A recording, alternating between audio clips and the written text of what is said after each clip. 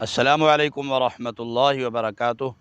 معزز سامعین و ناظرین، یہ دیکھیں میرے ہاتھ میں ایک جڑی بوٹی کا پھل ہے، اسے پولن کہتے ہیں۔ یہ سامنے دیکھیں، یہ لگی ہوئی ہے۔ ہمارے پاکستان میں تو سبھی لوگ اس سے واقف ہیں۔ یہ متعدد ملکوں میں، چین، آسٹریلیا، افریقہ، تو متعدد ملکوں میں پائی جاتی ہے۔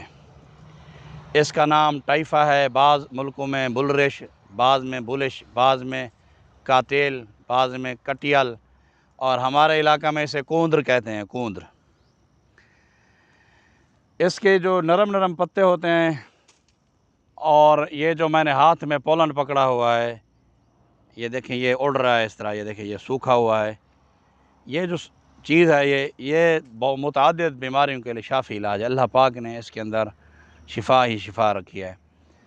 تو اس کی جڑیں ہیں، پرانے زمانہ میں حکما جن بچوں کی پیچش نہیں رکتی تھی، اس کی جڑوں کا قہوہ میں پلایا کرتے تھے۔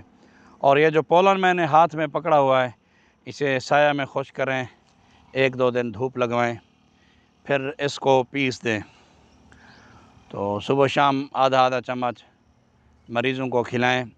گردے کی پتھری، گردے کا انفیکشن، مثانے کا انفیکشن، نکسیر، جن کو ناک سے خون آتا ہو، اور اسی طرح ماہواری تکلیف سے آتی ہو، ماہواری درد سے آتی ہو، ماہواری کے 10 دن کے بعد بھی خون جاری رہتا ہو، جسے استحاضہ کہتے ہیں، تو اس خون کو روکتی ہے۔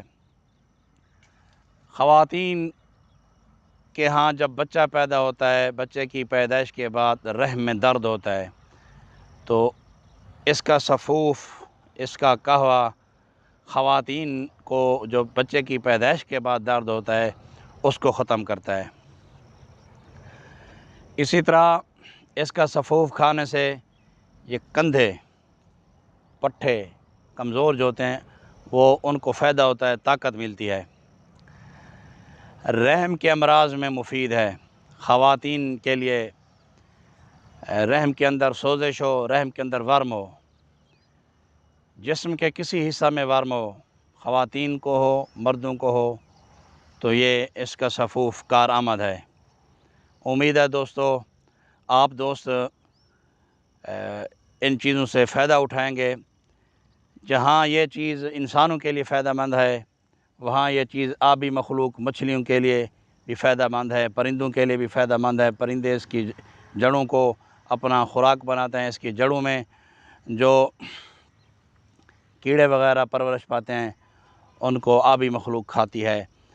اور اس کے یہ جو پتے ہیں لمبے لمبے، اس سے چٹائیاں بنتی ہیں، ٹوکریاں بنتی ہیں، مسجد کی صفیں، نماز پڑھنے والے نمازی حضرات جو صفیں استعمال کرتے ہیں، وہ اسی کوندر کی صفیں بنائی جاتی ہیں۔ اس کے متعدد فائدے ہیں۔ السلام علیکم ورحمۃ اللہ وبرکاتہ۔